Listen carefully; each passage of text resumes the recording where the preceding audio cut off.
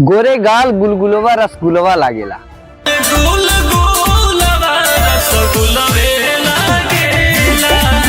हाँ भाई साहब, आपकी सृष्टि भारती जी आ गई हैं।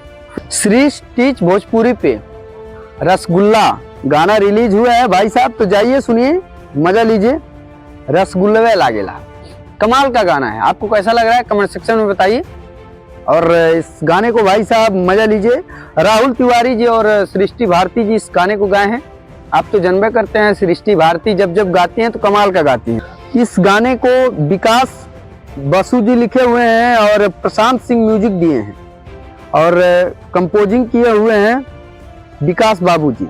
भाई साहब रागनी रिकॉर्डिंग स्टूडियो बनारस से गाना रिकॉर्ड भी हुआ है, मिक्स मास्टरिंग, और कमाल कमाल कमाल का गाना है। और संदीप सुहाना जी वीडियो डायरेक्टर, जैसे कि सृष्टि भोजपुरी पे जब जब गाना आता है सुहाना जी बढ़िया यार डायरेक्टिंग करते हैं। और वीडियो में आपको नजर आ रही होंगी शिवानी गुप्ता जी।